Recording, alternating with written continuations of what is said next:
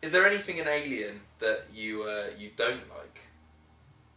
That's Is there a good anything question. in Alien that you watch now and you're like, that still jars with me. I don't quite like that.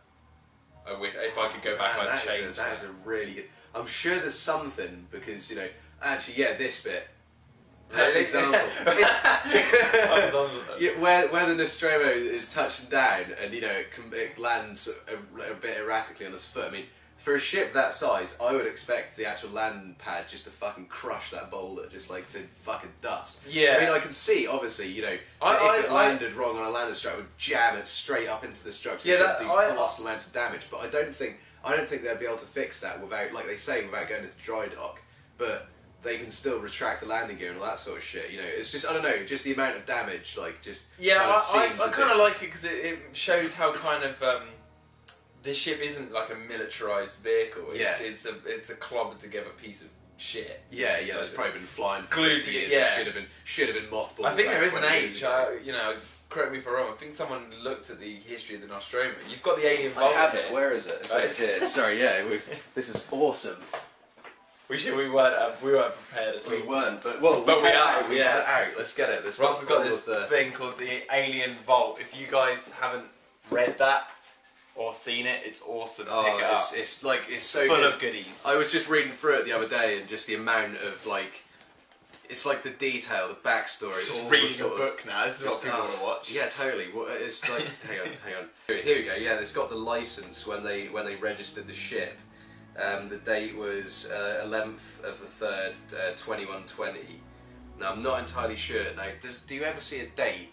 Yeah. Well, there are dates. Ambiguous, isn't it? I'm gonna seem like I love this franchise, and there are fans out there who know all this shit. Yeah. I can't store that much information. I'm trying to think because I swear I remember seeing somewhere about. I think I'm just gonna say I think it's about 8 years old. It could be completely wrong. But someone in the comments just explain. Because I swear you can see a date somewhere in Aliens, and then you can obviously from Alien. Oh yeah, God, it's called the airlock scene when they first go out. But yeah, I think you can figure it out because I'm fairly certain there's a bit in Aliens where it mentions a date, and then obviously you can work backwards. 60 years ago was when all this event happened. Then you'd be able to figure out the date of the ship. But I quite like how they don't really mention the dates because often in films, with Blade Runner for example, was that 2015 was it or something?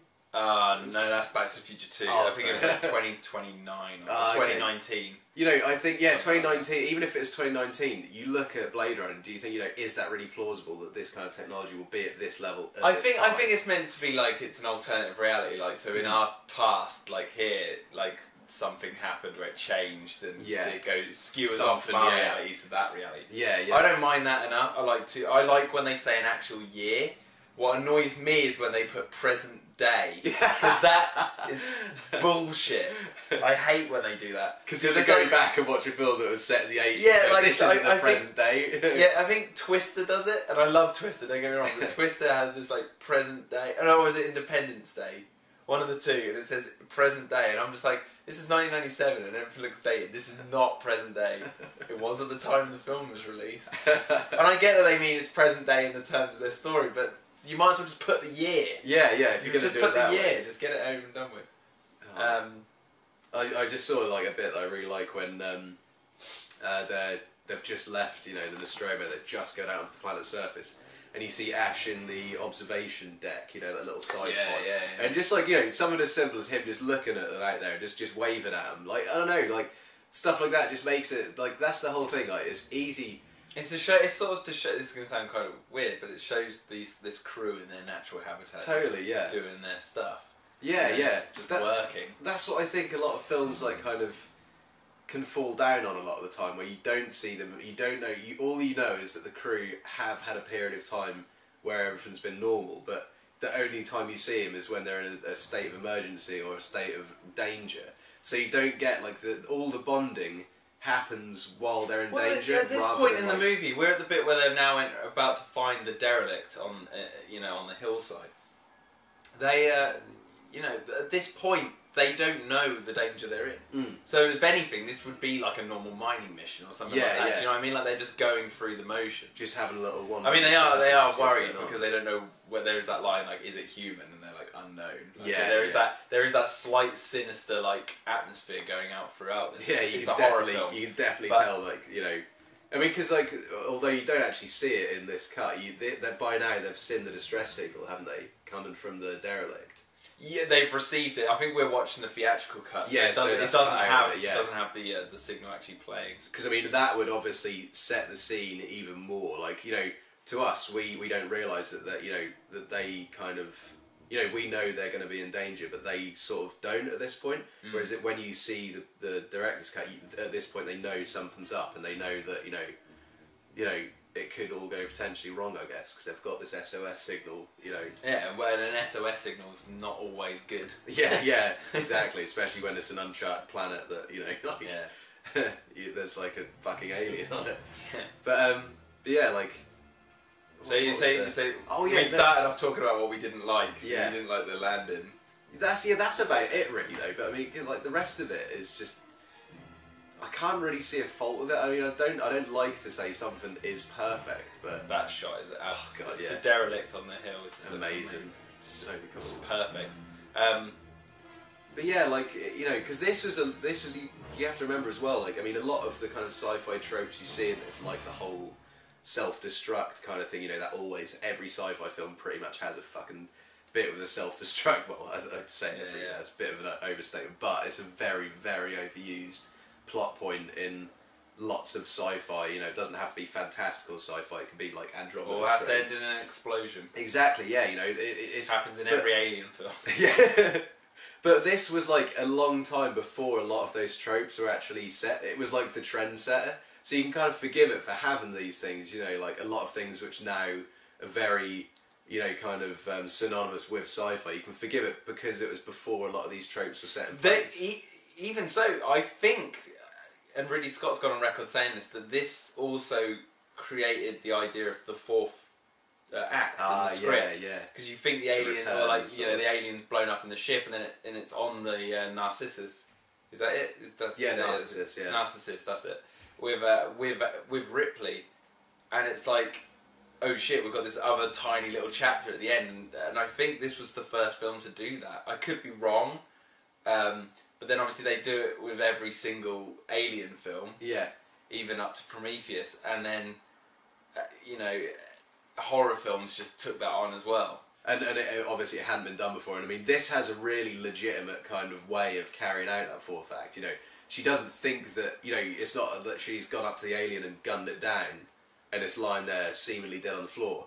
All she knows is that she's rigged the ship to explode and she's getting the hell out of there. Yeah. And then it turns out it's actually on the escape pod with her. You know, that's a lot more plausible and a lot less kind of obvious and just like a cheap way of doing it. You know, if you have a character, you shoot them until they're dead and then they just come back again with no. But I guess the argument there is obviously the Halloween series or the Friday the 13th.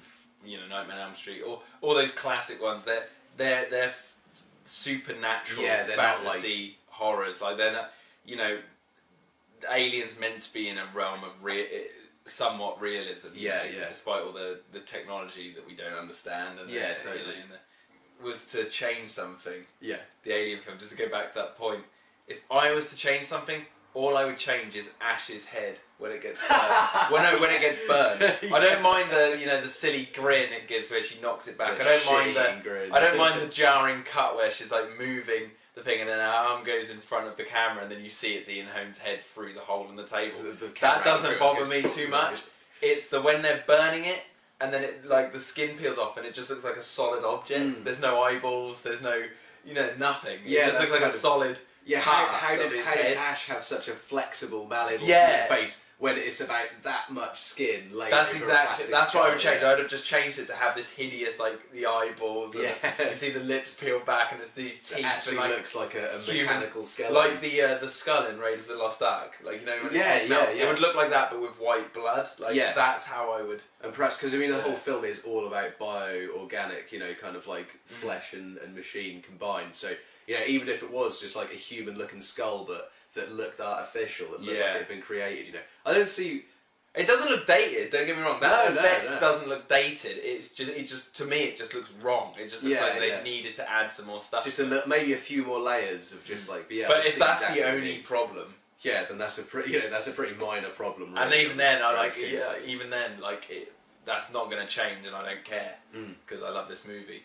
I mean, and what I was saying about the landing gear, I wouldn't fucking change that. I just think it's funny that I like the idea of the landing gear because it feels to me like it hits that rock. And like a tiny fragment of metal shoots up like a bullet through the mechanism and hits the cockpit above it. Yeah, it's like a bullet. Something happens and it like bends and then kind of like in Lone Ranger, where the train what do you call it, the piston bends and then snaps. Like it's like that. Like it was bending because those landing gear are meant to be huge. And then a piece, probably the size of like. I can imagine it. It could even be like the size of a bloody umbrella. Like, it could be tiny. It just flies up and spins. Just breaks into loads of shards and just shatters all inside. Yeah, that's totally. That's the way I've always looked at it. That's totally because they don't really explain what happens too much. You just see. What potentially damages Brett and it, Parker in the bottom of the ship, they have the discussion about how it's burnt out all the circuits and it's clogged up the filters. Yeah, that's another thing as well. The fact the ship is so fucked isn't just because of that rock. The air intakes for the engines, sucking all that shit, and they have to clean out all the engine filters because it's just like wrecked inside of the engines. Yeah, which is a pretty reasonable. If you fly a ship onto a planet and the engines get clogged up, what the fuck are you gonna do? Exactly. But yeah, I think it's great. There you go. So I think we could just sit here and talk for another 5 hours about this movie, but we've got quite a bit to get through. To sum up Alien, Ross, I think loads of people out there in the world itching to talk about so much more shit about Alien. It's so bad. So many people out there talk about Alien. Everyone knows. Like, if you're a fan of the franchise, if you're watching this video, you're curious enough. There's great websites out there. I just want to name drop a few. There's the Weyland-Yutani Archives. There's a blog called Strange Shapes. There's all the Blu-ray. Just go and dig your teeth into everything because it's such an amazing world that they've created. And Alien was the birth of it all. This is where it begins, and it's just a side note. It's all about birth. It's gave birth to an amazing franchise. Has the most amazing birth sequence in any film. You can look at the space jockey, like all the symbolism of the space jockey's in this giant, almost like a giant womb. It's like a dead fetus lying in a giant womb, and then you've got it's like kind of just plugged into it, isn't it? Well, like the opposite of that is the ship's room that's full of lights and is a domed room. It's called Mother. Yeah. And then, as well... there's loads of sexual symbolism and fears in this movie, and to me, this movie is all about birth and the horrors and the potential joy as well. I mean, at the very start of the film, don't forget, when the cryotubes, all of them, they're in a circle, bright white room, and they're all in a circle, really serene, they wake up and they're just like, this is so nice. It does it. That's the thing. It shows what could go right, and then all of a sudden it all goes wrong. Yeah, I mean, and like I said, this movie to me, it's all about birth. So there you go. You see the humans get birth out of their cryotubes. You see the facehugger get birth out of his egg. You see the alien birth out of Kane, and it gave birth to Ripley, the alien, and all these amazing characters. So yeah, that bit there with that's Alien. It's just it's so much to I could like you say, I could just talk about Alien. Well, let's move on. I think we should talk about life. I think we should talk about aliens. Yeah. Okay. Yeah, the life, the living section. Okay, that'll be coming up soon, guys. So keep an eye out.